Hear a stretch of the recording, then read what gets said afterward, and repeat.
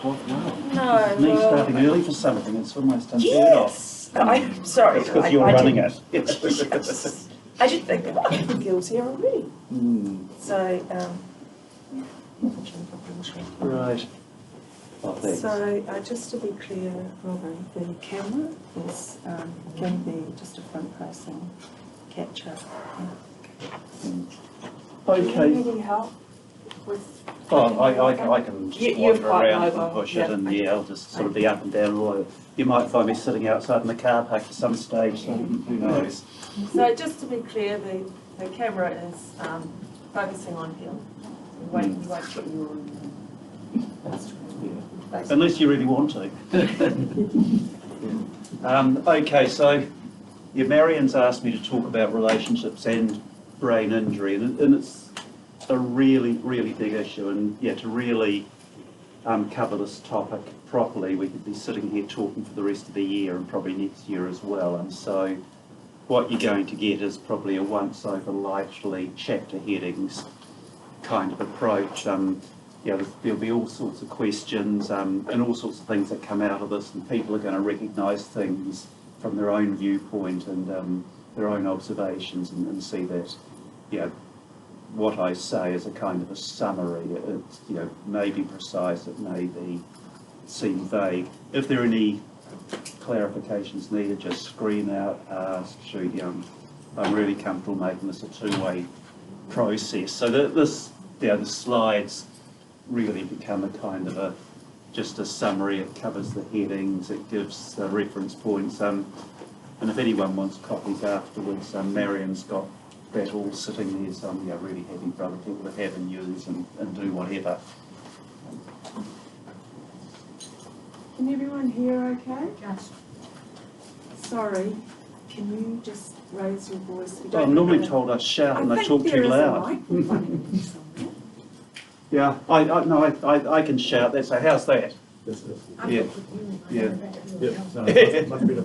Okay, great. Okay, so if we look at relationships, there are all sorts of relationships that we have to consider. So if you look at this diagram, we've got the self, the person at the middle. Now, people tend to forget that you need to have a relationship with yourself, and one of the biggest issues after brain injury is that people lose that sense of self and who they are and how they relate to themselves and how that relates to their space, their turanga waiwai, their future, their destiny, their past, their future, their whānau. But we've got family, friends, workmates, marriage, friends, people you work with, people you have to interact with, people in government departments. So there are all sorts of relationships that we have to consider. And of course, every person who has an injury to their brain has their own brain injury. And it's their own brain that comes to that, their own set of relationships to come to that. So there are an almost infinite number of variables that we can build into this that impact on changes. And if we look at the symptoms that are important, because there are a lot of typical things from brain injury that impact on these things. So I've already mentioned sense of self, social cognition, how we recognise social signals, how we read other people, how we respond to other people, how we control our impulses. You're going to punch that person in the nose who banged your trolley in the supermarket before you even know they've punched them. Doesn't do relationships a hell of a lot of good doing that kind of thing. Or are you going to back up? Are you going to be able to concentrate? Can you focus on what is going on with other people? How are you going to show your mood? Are you going to be slightly upset but you look like you're extremely pissed off? Or do you feel a little bit sad but you're in tears all over the place?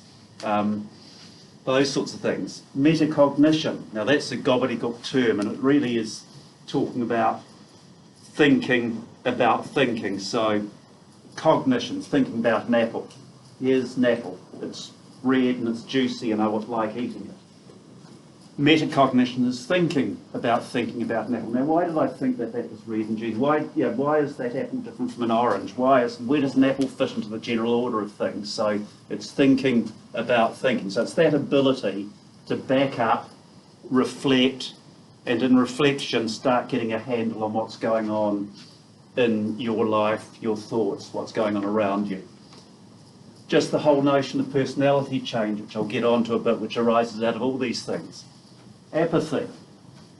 Then, can you get off your bum and get the rubbish out? Can you do the dishes? Can you make your bed? Can you do whatever?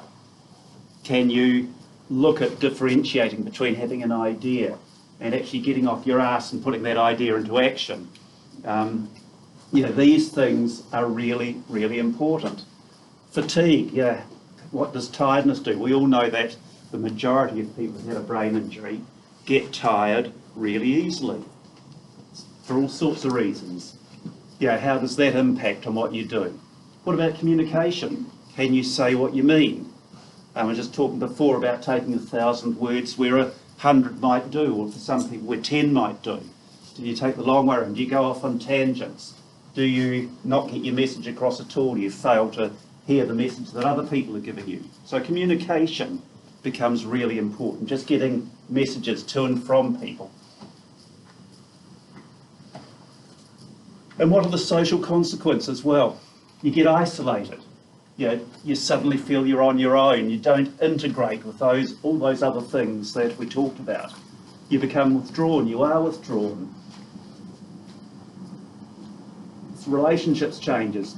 Partners see this is not the person they married. This is not the person they settled down with. This is someone different. What happens to your kids? What happens to the interactions you have with caregivers? How do they pick it? What happens when you lose the roles you had? You no longer go to work and earn a crust. How does that make you feel in relation to your place in the family? Do you keep your job? Does the boss tell you they don't want you anymore? Is that a risk? And what about the financial consequences? Everyone thinks being on ACC is great, and the assumption is that somehow if you're on ACC long term you might be ripping the process off. Since when is 80% of the wage that most people get a way to live a life? It's not a good place to be.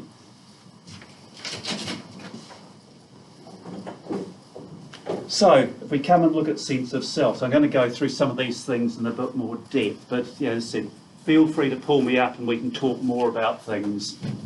So, planning. So, if you struggle to see who you are, what you are, things feel different. How do you see what you want, and how can you know what you want, and how can you know there's a typo there, and I'm not quite sure what, what I want versus what you want. I know what I was meaning now when I said that. It's all right, that's my cognitive problem. So it's all right, my umpteen brain injuries. Now, so I have a sense of what I might want. You might have a sense of what you want. So is it your wife? Is it your partner? Is it your kids? Is it your boss? How do I see how I can fit into this process? How do they see that you fit into this process? Because if you change, there's a gap. You miss that connection. The commonest dysfunction of dissociation, apart from within families, is with a case manager. The case manager thinks you should do this. You think, I can't do that, or I struggle to do that. So how do we get those relationships sorted in a way that we can both see things in the same space? Difficult. What about a negative versus the positive sense of self? You have losses. You can't do what you did before. You don't have the same reasons for getting out of bed in the morning. What does that do to yourself? How do you feel? Most people feel pretty crap in that position. So how do you look at that and shift that to a positive sense of self? How do you say, I'm doing something worthwhile that makes me feel relevant and important in this relationship, in this marriage, in this partnership, in this work, in this my role as a father, as a son, as a daughter, whatever. If you don't know who you are anymore, how can you set a goal? How can you stop and say, this is what I want, this is where I need to be, and this is how I'm going to take the steps to build through it? How does that let you fit into your previous roles in society? And that's a real struggle.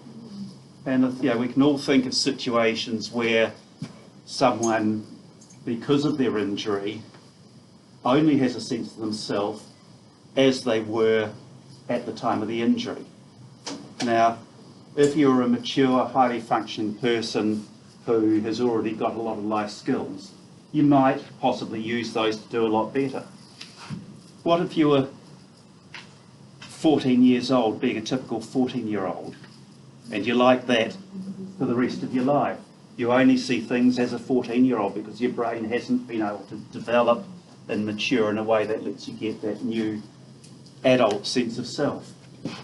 You can see how that might create a problem. We can go through all of the physical, the cognitive, the emotional, the spiritual processes of developing our sense of who we are, of what we are. Josh Kronfeld had 3 traumatic brain injuries. He had his third one when he was not Josh Kronfeld, Jock Hobbs. I'm getting them mixed up. Jock Hobbs had his 3rd brain injury when he was captain of the All Blacks. Jock Hobbs suddenly realised that he was struggling to speak as smoothly. And as well, he was trained as a lawyer. He knew he wasn't going to be an All Black forever. Rugby wasn't going to be his career long term. It was a short-term thing. He was going to go back to law. And if he couldn't string words together, it's the tools of a lawyer, he couldn't be a lawyer. He just walked away from it, didn't play another game of rugby. Because language skills, communication skills, that physical process of doing that was a struggle for him. If you are functioning as someone who is carrying out any role, an important part of any life role is being able to hold your focus, to concentrate, to pay attention to what you're doing. Virtually everyone who's had a brain injury has problems with attention. Just that simple process in itself interferes with what you can do. It interferes with maintaining your roles, and if you can't maintain your roles, you struggle to maintain your relationships in whatever way those roles are required. The whole spiritual sense, this sense of where do I fit within this world, within this process, within this universe. It's a big relationship, and everyone has their own sense of spirituality, of where they are, of where they sit in that. And it's partially culturally derived, but everyone has the sense in some way or other, and we need to take account of that as well. The very real point of sense of self. If I don't know who I am, how on earth can I be sure who you are? How can I develop that sense? That's a real struggle. I can't get a handle on where I sit in this world, in this process, in this interaction. How on earth can I see what's happening to the person on the other side of that process? So it's not just what is disrupted from previous relationships that I had that were important within and up to the time I had my injury, but rather how can I develop new relationships? How can I go on forming new processes? How can I develop a different way, a new way of managing within my world? And that becomes a struggle. It's a real problem for an awful lot of people. Sensory changes. You've got raging tinnitus and you're deaf. It's not that easy to hear, is it? It's not that easy to hold conversations with people. You sit in a room with more than one other person making a noise. You can't actually talk to anyone. It's a struggle. What does that do to interacting with other people? What does that do to sustaining relationships? I mean, most of the women here will say that blokes can't have a conversation and watch TV at the same time anyway. They know what their husbands are like. But that becomes a consistent problem in any process for virtually anyone who's had a brain injury. And if you translate that simple life situation to any other situation where you're trying to do something and there's another competing stimulus, it becomes a real hassle. So people feel they're not being listened to. You're watching TV, you're not listening to me, sort of slack. And doesn't work. And so person feels rejected, they feel ignored, they feel neglected, they feel minimised, none of which the person with the injury may recognise. And sometimes you've got to explain it in words of one syllable and explain it several times and go over it example by example by example by example until eventually there's some understanding and awareness. But the person who's feeling demeaned by this process also has to understand that, and that can be difficult. You have your injury, you look normal, you talk normally, everything seems pretty much like it was before, but it's different. So understanding those processes becomes really important. When you have a brain injury, it doesn't just happen to the individual, it's axiomatic that a brain injury happens to that person's whole environment, not just the individual. And sometimes, we miss that point entirely.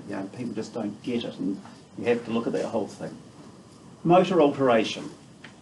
If you suddenly can't get out and kick a ball with the kids, what does that do? How do the kids feel about their dad who can't do this anymore with them? The person who was previously a heap of fun, I'd take them fishing, go out in the boat, do whatever, go into the bush. This sort of stuff can't happen. That's a problem.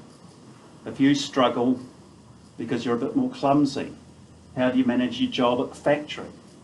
If you get tired more easily and suddenly you can't do things in this coordinated fashion, how does that go with completing your work task? If you can't write easily anymore, if you can't manipulate a keyboard easily, what's that going to do to your work roles, your relationships with your boss, the other people who rely on you to complete processes, so that it becomes a struggle? And there are so many examples from any of these things that we could talk about.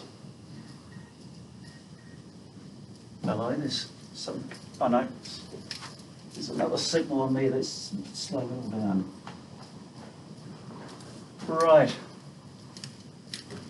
So social cognition is a really important thing. Social cognition is that process whereby you get the social nature of interactions with other people. So it can refer to theory of mind, which is simply being able to put yourself in someone else's head to get where they're coming from, to know what they might be thinking, where they're coming from. Is that person taking the piss? Are they being sarcastic? Was that really a joke that they were making? What did they intend me to think about that? So that whole process of mentalising. And if you can't do that, if you miss that someone's taking the piss, that's a problem. If you're a kid in the playground, how does it go? If you're someone down at the pub with your mates and you've missed taken the piss, and then 5 minutes later the penny drops, do you want to thump them or not because you suddenly get it? Can cause problems with relationships. So, and if you don't get other people, how are they going to feel about you? What's that going to do to, so it's not just, I've got a problem because of my injury. you've got a problem because you don't recognise that I've got a problem. So how do we look at that process within a relationship? How do we get people to understand that they don't get this? I mean, how many people watch Big Bang Theory here? Yeah. How many people recognise Sheldon? Yeah. How many people think Sheldon's like a highly intelligent person who might have had a brain injury? Yeah. And that process of just not getting other people, of having your own thought processes going on, and yeah, just doing it because this is the way I see it, but I don't see it how you see it, so I really don't care therefore how you see it. And then that whole process makes you seem selfish, narcissistic, and that in itself makes other people feel that you're demeaning them, and they think you might be doing it deliberately because no one has explained to them that this is the process, it's what you're doing. In fact, what you've got to do is feel that you're being rude by actually being fairly blunt back and being very specific, not in a nasty way, but you've got to say, this is the way it is, and this is how it is, and this is how you've got to get it. That whole process then of taking perspective, of putting yourself into a balance where whatever this process is going on, where that sits, is so important. Yep. Sorry, George, I just want to ask you a question. Yep. Like, say you broke your arm and you Yep. had your arm in a cast, and I met you just like we just met now. Yeah. I can see you've got a broken arm. Yeah. You know, so when you get a brain injury, and I get what you're saying, it's making sense. Mm. Would you say that it's good to let people know that you meet? So I've met someone and they don't have a relationship with, to let them know as soon as possible that I've got a brain injury? I think to that, accommodate for some of that stuff? I think that really depends on the situation. I think there are some circumstances, so say you're looking at a job, then probably important they know what your pros and cons are, what you can do, where you might struggle. If it's just sort of a kind of a general social process, and I think you get to know people a little bit first. I mean, if you suddenly pour out your medical history, people might think that you're just divulging a bit too much information, because normally when you just meet someone, it's kind of superficial, what's the weather like, how's the All Blacks do at the weekend, and geez, those Aussies are sort of looking good these days, aren't they? And it's that kind of level that you talk at, and it's not until you've got to meet them a few times, say, I had a bit of a smack in the head, and sort of rolled the car or what have you, and that's left me with a bit of a memory problem or something, and then you can tell them, but get to know them a bit first, I think, in most circumstances. Okay. Well, just in my mind, the flip side of that would be, I might not get to know you better because you might think I'm an arrogant prick or being narcissistic, like the things like you're saying, and you're very right. Yeah. It's a fine line, isn't it? It's a really fine line, and it's a judgment call, isn't it? Yeah, it is. Yeah. I just want you to consider Yeah, something. and that's where people who haven't had a brain injury often rely on the gut feeling as to what's right. What happens if you don't have that same gut feeling because you had a brain injury? Problem, isn't it? Yeah. And then sometimes what you've got to do there is try and create a language for yourself. Say, okay, what's the situation I'm in? What's the right thing to do? What do I think I should do? So you can have a little bit of self-talk and train yourself to do that. Then that becomes a way of walking through that situation a bit better. Can you repeat that again? Just that bit. Yeah, so if you're struggling to do that automatically, and you know you're struggling to do it automatically, then one way of managing that is that you create some self-talk, a phrase or two that says, this is the situation, this is what's going on, this is what I might want to do to navigate through that process. Can I just offer a tip from myself, from my own perspective, is I've been able to generate a lot more self-awareness through just journaling. I pretty much journal every day, and when you're putting your thoughts down on paper, you're able to then go back and read over what you've written, then you can reflect on that, and that helps generate the self-awareness, which, from what you were saying, that adds to the social cognition, because you're able to see where your thoughts are sitting, and then you're able to adjust it. Yeah, no, that's a really, really good point. Because when you look at us as human beings, most of what we do on autopilot. And when you stand up, most of us here are not going to think, how do I stand up? How do I get my balance going? How do I get my legs going? We just do it on automatic pilot. We just do it automatically, and that happens. Now, some people have been severely injured, have to relearn how to do those things and retrain them to do those things. But for the majority of human beings, it's not like that. And it's only the top 2 or 3% where we really think. And the only way we usually know that we think is that we put it into words. And how often you're doing something new and 30 seconds in you find you're talking to yourself now, where does this go? What about, that's right, it goes there. We all do that, don't we? It's a natural human process. So we use language like that when things get complex or when it's something new, when it's novel, to mediate and modulate how we function. Now, you have a brain injury, it drops the threshold for where things become complex a bit more. So it becomes even more important that we train ourselves to use language, just like you suggested, to focus on what our thoughts really are. You put it into words, you've got a journal, that's great. You can develop phrases, you can practice other ways of doing it. That helps us to have a much, much better awareness of those processes and work on that. There's a gobbledygook term for that, it's called verbal mediation. And some of the speech language therapists in particular who've written about brain injury for more than a couple of decades now talk about that as a process. It's really useful. There can be differences between social awareness and social judgment, which can really impact on your function in society and how you function with relationships. And a really good example of that difference is that if you have problems with awareness versus judgment, you may have someone who sees, there's the Comancheros boss. No, they won't see him, he's just been locked up. But let's assume it's the person who's taken over with his gold Harley, his gold hog sitting there, and you give him the fingers. The person who has an awareness problem gives him the fingers because he doesn't know that this is Comancheros, and he should be worried about giving him the fingers. The person who's got a judgment problem knows, but he doesn't care. So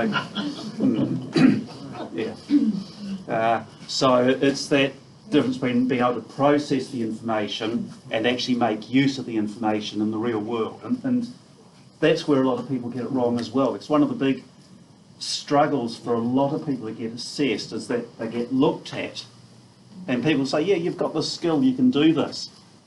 And they assume that that's translated into the real world, and it happens all the time. And sometimes it does, and sometimes it doesn't, and sometimes it's a random process. So you've got to be able to apply that. I remember a long, long time ago listening to, first time I heard Don Stuss talk, and Don Stuss is an interesting person. He's from Canada. He must have retired by now, but he was the world expert on what happens when the frontal parts of your brain get damaged for a long, long time. He's a really good bloke.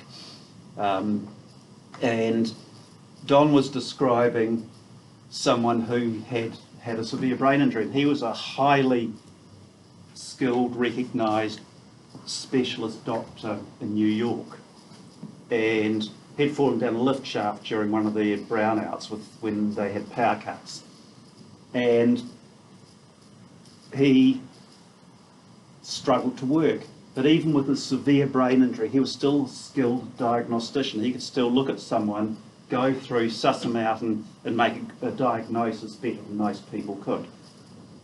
He still couldn't hold on to what you had to do to treat people and follow through and hold a thread, but you could see a person, do a one-off assessment and say, this is great. But he kept on saying to Don, and Don had this conversation with him umpteen times, happy for you to do the diagnostic stuff, but you ain't going to be treating anyone. And every time he came back to see Don, he would say, can't I just go out and start treating a few people? Because,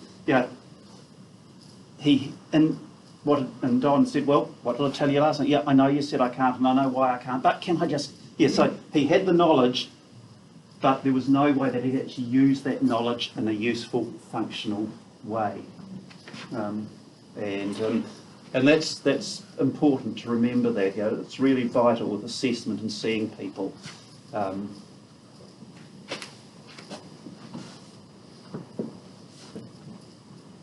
All right, don't. Oh yes, it did. It's quite slow through the system.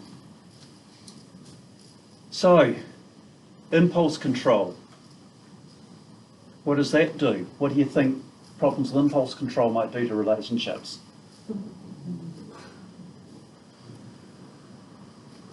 Heaps. And that can show up in a lot of ways. People automatically think of aggression, and certainly that can be an issue, but there are lots of other ways. You can just get frustrated more easily. Yeah, things can annoy you more easily. So you have shorter, sharper responses. You know, you just snap, and often, because this comes out of a bit of the brain that responds to situations designed to keep us alive, and it's a pre-conscious system, so it activates before we even know there's been a trigger. The person who's short and sharp and snappy might not recognise the short and sharp and snappy. And so people will be reacting to them, you know, why are you getting pissed off with me? Oh, I wasn't pissed off at all, I was just, no, I was, and again, it becomes an important thing to discuss. Yoel? Yes, I'm guilty for that. Yeah, yeah. I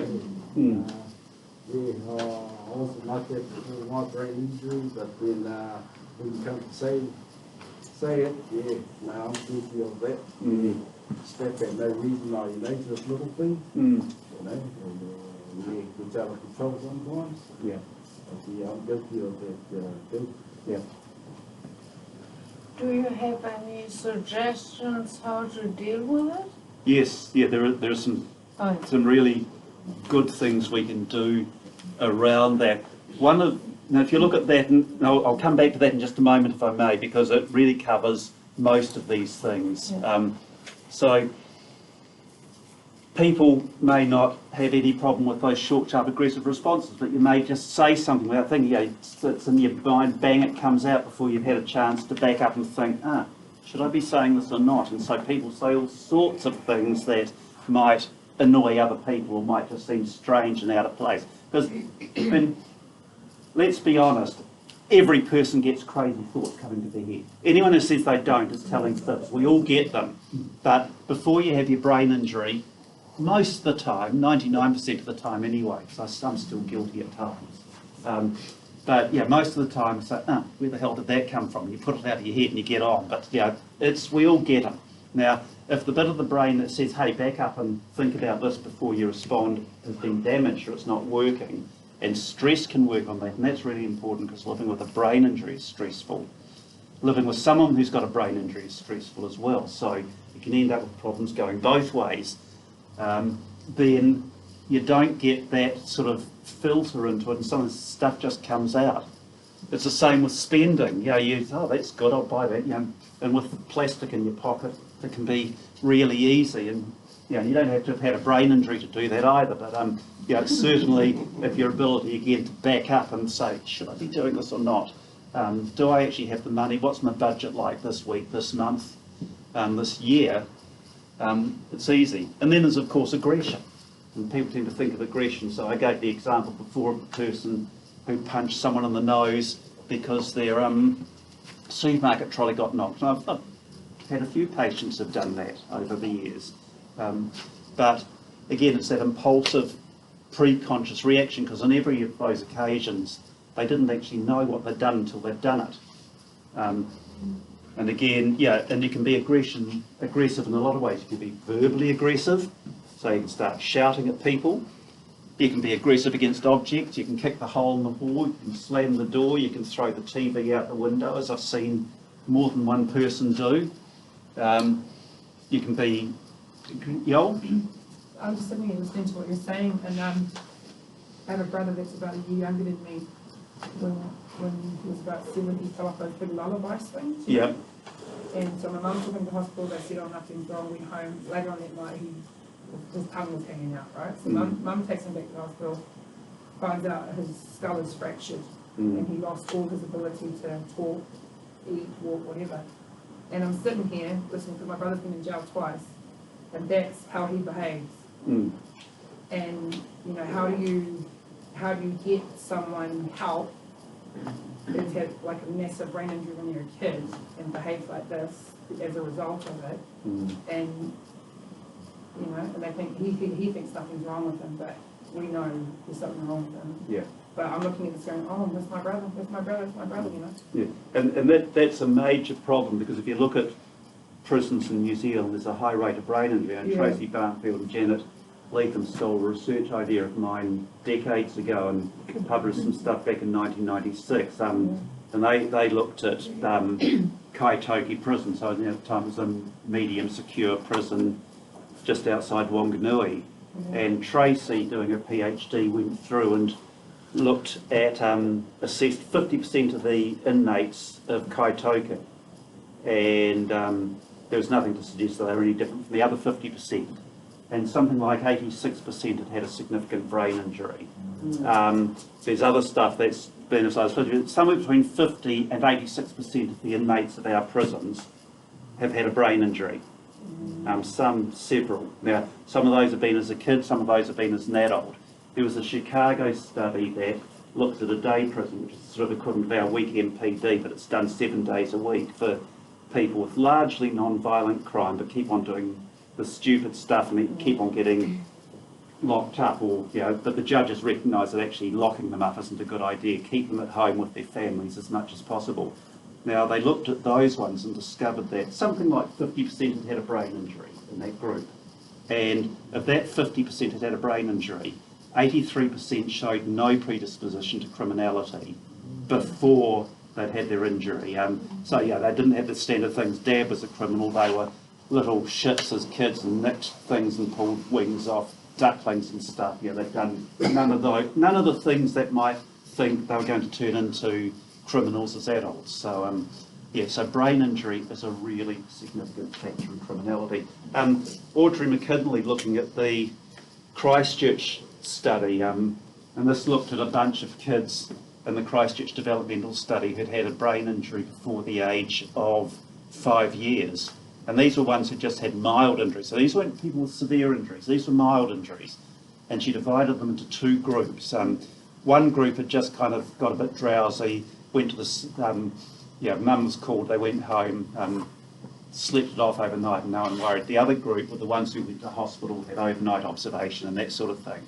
If you look at the second group, the ones who'd had a hospital assessment, then at follow-up, they had much higher rates of attention deficit disorder, mood disorder, substance use and abuse, and by late adolescence, the rate of criminality in that group had climbed right up. So again, brain injury is a predisposing factor for criminality. Yeah, it's so. Yes. Is it recognised by the courts at all? Is it? Yeah, is it a good defence? I was thinking the same thing. Yeah, it's not a defence, but it's a reason for behaviour, and it may allow the judge to dispose of the case in a different way. And I certainly have had situations where I think a good judge, when I've gone to court to give evidence, is, yeah, I said, well, you did it, and you do the crime, you've got to take responsibility for that, whatever is going on. And I certainly wouldn't advocate, letting people off. But, a judge will say, okay, I may not lock you up for this, even though in other situations I might, but you'll get 2 years, which is the maximum length of supervision you can currently get.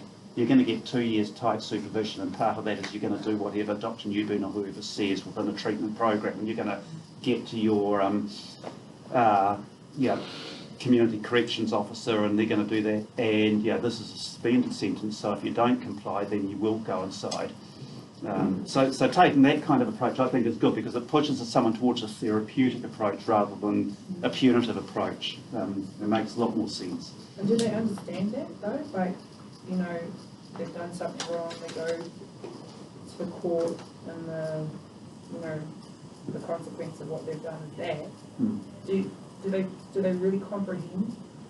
Sometimes yes, sometimes no. I mean, if you've got severe frontal system damage, then if we go back to the metacognition, I'm not sure if you're here when I was talking about that capacity to back up, reflect on what's going on, and therefore be fully self-aware. If that system is impaired, then you're struggling with it. You're really pushing it uphill. But that still doesn't mean you can't try, and often just giving very clear, concrete, look mate, sorry, you may be pissed off with this, but this is the way it is, This is what we're doing. This is how it happens. Like it or lump it. This is what we're doing. Here's your alternative. Yeah, come and do this, or go and sit out at Waikeria, or if you keep on doing this often enough, go up to D Block at Parry, and So you just do it directly. Yeah, you don't say that in a nasty way, but you just absolutely blunt and clear and specific, so there is no mistaking the message. And it's that verbal mediation approach. You just keep on saying the same thing and the same thing and the same thing. Yeah, when we teach our kids to cross the road when they start moving, any responsible family does their version of stop, look right, look left, look right, don't they? Because what you're hoping is that if you say that often enough, one day they're chasing the ball, they arrive at the curb, and those words come to them, and they stop, and they don't run out in front of the Big Mac truck and get bowled. It's no different with adults. And with adults with brain damage, you use exactly the same principle. You say the same words often enough, and enough different people say the same words often enough, then there's a reasonable chance that it starts to get home. And they may not like the message, but they start to hear the message. Gil, I would like to say something. Yep. On the detaining. Yep. On the Springville Prison. Mm-hmm. The Departments of Corrections. Mm-hmm. Just like the Lincoln College boys up here and make sure they're prisoner. Yep. Accountability, see me all this. It's cool. It's great. Like that. What happens when you're an adult? Sorry? What happens when you're an adult, late in years, Mm-hmm. and you have a fall during the night, Mm-hmm. and you end up in like at a hospital? You have to have neurosurgery to put 4 holes that be drilled in your skull to get rid of the blood. Mm-hmm. And yet they don't want to know you once they're discharged. And that's a real problem, because we do not, and New Zealand's no different from the rest of the Western world. In fact, in many ways we're better than a lot of other places in the Western world, because everyone hears about these flash overseas units that do all these flash things. The reality is they're few and far between, and your average person doesn't get much service at all. But yeah, I think that's a tragedy, because anyone who's had a brain injury of any sort should be followed up. There are two myths out there that are very commonly spouted. Myth number one is that your outcome relates to the apparent initial severity of the injury. That's rubbish. You can have what by standard criteria is a mild injury, and you can have terrible outcomes. You can have what seems to be a severe injury and actually have quite a good outcome, but there's nothing within that literature or following up people that says where any one person sits within those broad spectra. Yeah, you just don't know. Anyone who's had an injury that has symptoms that are more than absolutely minimal should be followed up. I think every single person who has a brain injury should be reviewed at 4 weeks after the injury. People who are going to get better, who are going to recover, have usually recovered by 4 weeks. Anyone who's still got symptoms at 4 weeks needs to go into a formalised rehabilitation process. It took 4.5 years before a neurosurgeon who went through ACC said that I had concussion. And he said I should have been followed up. Yes. Now that neurosurgeon happened to be the head of the department where I'd sent 3 letters over a period of 18 months trying to get some help. Yeah. And totally ignored. That regrettably is the norm. Yeah. Yeah, it's sad. It's very sad. It is when you're told that the treatment should have been started at 6 months to a year, otherwise it's a waste of time. Yeah. Well, and that also is wrong advice. Yeah. You can still get treatment benefits much later on. But there's not much working. The thing with that is that if you view New Zealand to America, like if you don't have insurance, like you're stuck. If you get a head injury, you're just cast to the side and you just push to the side and you just have to deal with life after that.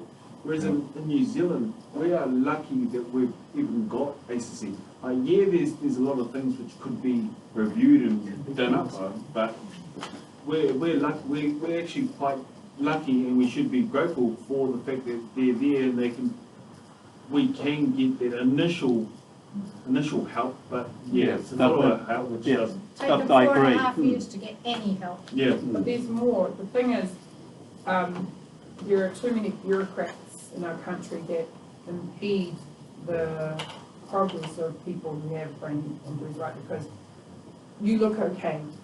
You don't look sick. You don't look like something's happened to you, you know. You don't know me. No. Exactly, and that's the problem, you see. But there are tools, and there are remedies, and there are things you can do to help. And my husband fell off an 8.5 metre building at work over 10 years ago. And for years and years and years, I thought he was just being a dick. Honestly, I really thought he was just being a mongrel to me. Then Marion came along, and then we found Tukohau Health has a hyperbaric oxygen chamber, right? Now, my husband had 40-something sessions. Yeah, about 40-something sessions. Huge difference. Huge. And now all of a sudden we've become like, oh, oxygen to the brain, oxygen to the brain. Makes total sense. So now he's on a CPAP machine, which gives him more oxygen at night, right? And you can see the difference. The nights he doesn't use it, wakes up the next day, he's not a nice person to be around. The nights he does use it, he's back to being, you know, my husband again. And then my son, who's now 9 years old, we found him in bed when he was about 6 months, and he was blue. And by the time the ambulance got to our house, it was a good 7 minutes, and possibly even longer by the time we found him, and, you know, by the time my husband found him in bed. And he was having all sorts of behavioural, you know, issues. Turns out, lack of oxygen to the brain. Oxygen is a huge, you know, like, you need oxygen to the brain. And so he's on CPAP now, improved behaviour, been in hyperbaric oxygen, we've got to get some more. But my point is, there are tools out there that help the brain, and they come from doctors, right? We just need to go and find all the great doctors around the world and put them all together. I mean, you have a child because Oh yes, I was about to divorce them. yeah. And of course, didn't want to try. Oh yes, that's right. So you really sought hard to Yeah. find assistance. Yeah, because I don't take no for an answer kind of person, and I'll just keep digging and digging and digging, because I firmly believe that there is a solution to every problem. You're only kept from the truth because you don't know where to find it. And so it was either divorce my husband or find a solution. Those are my only options. So we found solutions, and he's improving, and he's a week and a half away from finishing a health science degree majoring in psychology. Oh, brilliant. And did it purely for the purpose of brain education, and also he has epilepsy, so we've gone down this road. So what you're saying, I totally get. Yeah, and we need more people like you. But you're right, you've got to ask the right question to get the right answer, don't you? That's right. Yeah. The answer you get back, oh, you're still 73 years of age. Well, but the thing is, if you look at brain injury, it's a trimodal distribution. You know, it peaks in the very young, it peaks in that sort of 15 to 24 age range, and it peaks in the elderly. As we get older, we're more likely to get out of bed in the middle of the night and fall over and bang our head. Now, I did that to myself, 4 or 5 months ago, and I know I had a brain injury, and I know I came right over a couple of weeks, but I went and saw my GP, and I got properly assessed and sorted out. And if I hadn't come right over that time, I'd be off making sure that I was doing all sorts of things. And we need to be aware of these. And because as people get older, their brains are a bit smaller, and there's a bit more space, and there's a bit more mobility. You're more likely to share blood vessels. You're more likely to have a subdural hematoma, and that's more likely to need draining. But people just see that and they do the neurosurgery, and that's great. They've done that bit.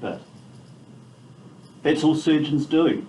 They don't look at the behaviour, the cognition, the emotion, the social function, and so on. They do the neurosurgery brilliantly. They really do. But there's a whole lot of other stuff that actually needs to be done by other people, and there should be an automatic move into that process. Do you know who that doctor is in the United States? He's actually from Africa. There was a movie put out about him called Concussion. Oh, that's Omalu in Harvard. Yeah. But that was the chronic traumatic encephalopathy literature. Yeah. So my question is, like, so far you've got MRI scans, CT scans, etc. But that scientist, he only discovered it by dissecting the brain and looking under a microscope, right? Yeah. So with traumatic brain injuries, how what's the tool that you can use to actually see how much damage has been done to the brain? If you're looking at a brain that's, you know, dissecting a brain, he could see how much damage had been done under a microscope, but you couldn't see it under an MRI scan or a CT scan. Are we going down that road is someone developing or is there an invention coming where you can actually see just how much damage has been done to the brain? Yes, and I mean, the very best tool is this. Oh. You listen to people, you talk to them and you listen to them, because people will tell you what's going on. And then knowing what we know about the brain, we can then generate logical, sensible hypotheses about what's actually going, because most of brain injury is not primary. It's not what happens at the point of impact. It's what that impact does about triggering other secondary changes in the immune system and chemical changes and a whole lot of other things that go on. And that leads to, you know, then secondary damage. And those changes can occur and keep going up to at least 20 years after the original injury. There's now research that shows that. And there are some ways you can look at some chemical measurements that do that. There's a woman that I knew when she was about knee high, when I was back in another life when I was GP, and knew her parents and her family and used to have dinner with them and so on, who trained as a medical physicist, went over and spent 12 years at Stanford University in the States and has become a world expert in using MRIs and various imaging. And she's come back home and she's got a position at Auckland University, but she also comes from the Gisborne, the Poverty Bay region, and she's set up this research unit in Poverty Bay with the latest, flashest MRI machine that she's got Shane Jones Provincial Fund to pay for. And I've been down and had a couple of days with her the other week, and we're looking at setting up a whole lot of stuff, because she in a 40-minute scan can now do anatomical imaging, volume analysis, diffusion tensor imaging, functional point of connectivity imaging, some other functional blood change, oxygen change imaging, stuff called magnetic resonance spectroscopy, and she can tie most of that together into a 40-minute scan. So how do we get access to it? Well, we have to set up a whole lot of research paradigms. They've already started doing some stuff, but they were really just looking at the imaging without actually asking the right questions to get the right answers, and that's where hopefully I can come in and help them set up the right paradigms to ask those questions to get clinical sense out of it, and to actually follow through and generate hypotheses about this happening in the brain, and this means that in terms of symptoms, or we can relate back, because it's easy to sort out the symptoms and then go backwards to actually suss that stuff out. But people don't do that. Like the AUT people have done some really good research in the Waikato, the bionic study, but there's a whole heap of questions they just didn't ask that have clinical relevance and treatment relevance that would have really helped us to improve our knowledge. And so what they've done is brilliant. They could have done a lot more, I think. Can all people go and do that study? Well, this stage, yeah, I'm not sure what we're looking at with numbers and how we can recruit and do all that. And yeah, I need to talk to them. I want my son to see, especially because he's a child, you know, yeah. and seeing what that does to Yeah. Cool. Currently, MRIs that are done are referred through the PhD and PhD neurologist. They're still used as diagnostic tools, aren't they, to make a decision on whether there has been brain injury. And yet they, it's known that they don't pick up the cellular damage, and they don't actually infer or gate that it's been That's right. a traumatic brain. Yeah, absolutely, and that's a real problem. So if they show something, that's great, it's useful, but even then, there's one person here who should remain nameless, who even in the presence of major changes in the MRI has chosen to say that there's no evidence of brain injury. A person with a great hole in one of their frontal lobes. So, I mean, it can be helpful, definitely. they're helpful, and I certainly, I'm really happy for people to have them, but if they show nothing, that's meaningless. It doesn't help you, but it's certainly not evidence. There's no saying that absence of evidence is not evidence of absence. Right, and that's been the frustrating thing. You go get a diagnostic test, this test says there's nothing wrong, but you know damn well something's wrong, you know? And that's where talking to people is still head and shoulders above anything else the best way of actually knowing what's going on. The other trouble is if you can't have an MRI, you're up the creek as well. Well, you don't actually need an MRI to talk to someone. No, but it doesn't get you the answers that you'd like. Yeah. Sorry, Gil, I'm just thinking a lot of this conversation, and it's partly about, obviously, you don't know what you don't know. So a lot of people who might have some kind of brain injury, as you said, they're not necessarily aware of that. So they're feeling that they're doing really well.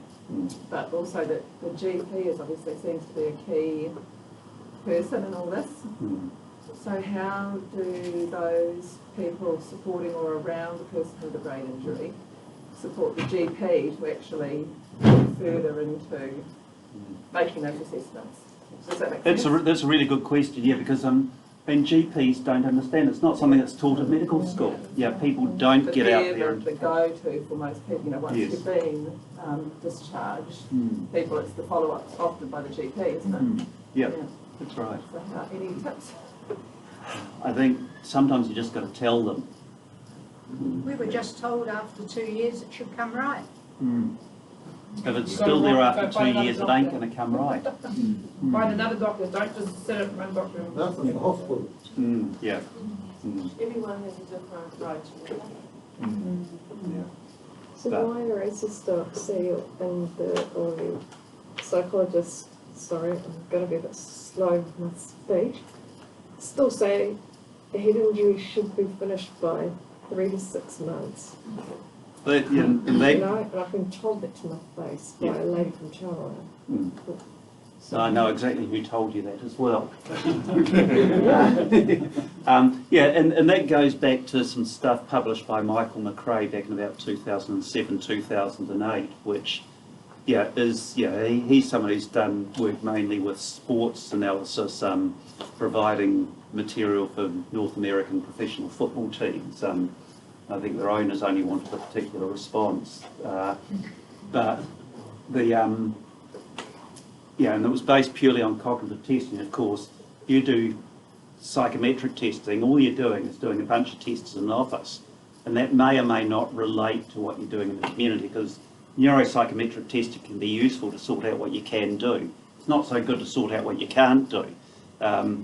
And it's only ever at best a proxy for real life function. So again, it's not as good as talking to people, but he said that, if you've still got complaining of symptoms after this cognitive assessment suggests it's mild and that's their history, you should have recovered. That's not what the history has, and the Waikato Bionic Study tells us that 10 years down the track, close to 50% of people have still got symptoms. Michael McInnes, in this paper in April 2017, showed the same thing. About 50% of people down the track still have symptoms after what's by standard definition criteria mild injury. So, 50% of people get better after what seems to be a mild injury, but 50% of people don't. And you've got to take the person in front of you. You can't apply population statistics to one person, because there's nothing that tells you where that one person fits in that broad distribution of people. Talking about impulse control, what you just said, Mary, like everyone has a different recovery path, right? So my dad, when he was a young boy, he fell off a tractor and his head got crushed under a tractor. A piece of his skull came off. Back in the 60s, they said, he's going to be a vegetable. Well, he didn't turn out to be a vegetable, but he was a very violent father. He was a grumpy bugger. He was grumpy, he'd smashed the crap out of me, I got scars all over my body for it, right? Yeah. And there were certain times where if he was watching rugby and he fell asleep watching rugby, and if we came running into the house making noise, he would wake him up from his nap. His eyes would be all bloodshot red, glassy, and he would turn into like a demon, you know? And it was like it wasn't our father, and he would just attack us, like throw us across the room and all that kind of crazy crap. And that's a reaction of the salience network. But that's a wonderful example of how brain injury impacts on relationships. It's father, children. You've got this relationship with your husband. There are so many levels that this works at, and of course, you'll be scarred by that process, and that creates issues. Yeah, and yeah, you'll have stress-related changes because see, You know, yeah. there's a bit of the brain called the salience network that I just touched on before, and that's the bit of the brain that says this thing is significant to me, this is relevant, and these are the emotional directions that relevance. Is it good? Does it have a reward value? Is it negative? Do I have to trigger my fight-flight systems? You know, is it really going to have me for dinner, or do I have to either run away from it or have it for dinner? Or because this is a very primitive pathway, and yes, present in very ancient pre-human primates dragging their knuckles across the plains of East Africa 4, 5, 6 million years ago. Or third option, do I have enough energy to justify information, to justify spending brain energy on this? And that's important because our brains are only 2 to 3% of our total body weight, but they use 20 to 25% of our body's energy consumption each day. So if your brain's overactive, and it doesn't need to be, you get tired pretty damn quickly. So, you know, if you look at that, that can create problems. Now, if that's damaged in the injury, your ability to back up and collect more data may not be that good. And if it's not that good, then we pretty quickly default as human beings. There's another species survival process to thinking, well, let's assume it's dangerous until proven otherwise. So you get that kind of negative attitude. Then you drop your level for fight-flight. So, you know, you may punch someone in the nose, or you may just want to run away into your room and pretend the world doesn't exist. Or sometimes you want to do a funny combination of the two of them. So you're punching someone in the nose and tearing their lungs out at the same time as you're, you know, crawling into your cave and pulling the rock across the front. So, you know, you can do both. Now, stress also has an effect on that system. And it does that. I won't bore you with all the details, but stress eventually can lead to losing connections in that system. So that can further impact on that process. So whether it's living with the stress of having had a brain injury and living with all the symptoms of the processes, which is a pretty damn stressful thing, as you know, you people know, whether it's the stress of living with someone who's had a brain injury. Because we also know, for example, from American GIs who've done 4 or 5 tours of duty in Iraq and Afghanistan, that in developed PTSD, that areas of that network can shrink up to 10 to 15%. So this is not simply a functional change, there are actual real anatomical change in the system. That can be a problem. So what can we do about that? You know, someone's got a severe impulse control problem. We can make a pretty accurate hypothesis that this system's been damaged. And you can use treatment to manipulate that. And one very simple, straightforward way is to try and stimulate that back up and collect more data part of that system. And that's a serotonin pathway, so simple drugs that we might use to treat depression or that sort of thing stimulate that system. And yeah, that's the aim. You're not using them as antidepressants, you're using them to give that response delay. Now, that doesn't change behaviour necessarily because it's a pill, so it doesn't tell someone how to think or how to behave. But it gives them time for all the other strategies that you might want to use to deal with those things to have a chance to work.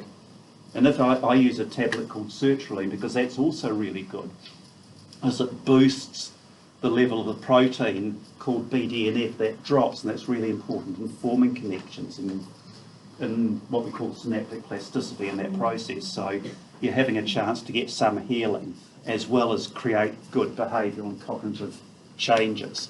And so yeah, there are things you can do, and there are different people respond to different things, and there are a number of things in that area that can potentially work. And it's not, is it just a pill, or is it just some behavioural response, or is it just some counselling, psychotherapeutic type processes?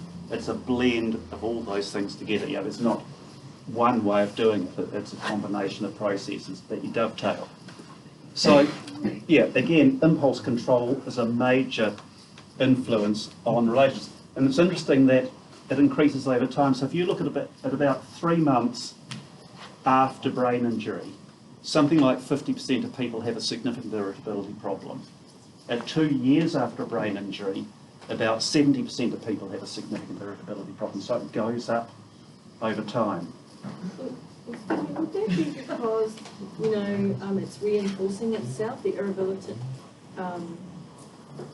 the behaviour of being irritable is reinforcing itself. I was irritable and people didn't understand me, and so I'm going to get irritable at that, and like it turns into a learned behaviour. I think that could be a factor. It can be a training effect. So the more you do something, the better you get at it. Yeah. But that doesn't make people who weren't irritable before irritable now, does it? It makes the people who are already irritable get better at being irritable. Yeah. So there's still that extra 20% or something. I think most of this that stress-related effect on that system that builds in, that then adds to it. Could you repeat the medication, please? Sertraline is my number one go-to. There are a number of medicines that work in that area. That's the one I go to because it's the one that's least likely to cause side effects. And sertraline. I have to say, like, just because I've met Gil outside of this, and he put me on sertraline to handle all this stuff, and that's been a massive game changer for me. It's just helped a lot just to be able to have senses coming in, but then my brain's not firing straight off the bat, and just being able to absorb and just take in that information and then just relay what my response to it.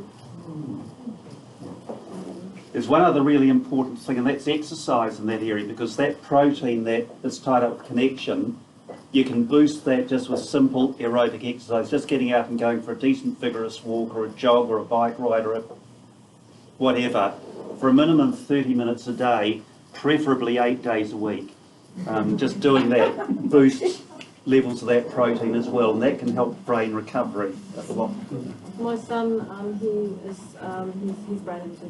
He had a traumatic brain injury, and he is he was an Olympic boxer, and that did cause his injury, by the way. And I would argue with you over that. no, he was severely beaten, almost turned into this life. Anyway, he's been training since he was 8 years old, and that was his go-to. He knows how to train himself, and from being from the doctor saying he'd never walk or talk again, he's actually walking and talking and thinking and progressing in his life. And we put it down to the fact that he got stuck because he has that circular thing that goes on with brain and people. I must exercise, and he does that for 3-4 hours a day. Yeah, and it's a really important part of It has rehabilitation. created new neuropsychiatrists. Yeah, it does that. Certainly it forms new connections, if nothing else. Excuse me, Gil. I was just wondering, do people want a couple of minutes break? Probably get up and have a wander around, and because I'll wrap it on forever, give them half a chance. I know it's such a big topic. Oh, I see you're on television. Okay. That's all right, you can sit and look at that while you grab a cuppa.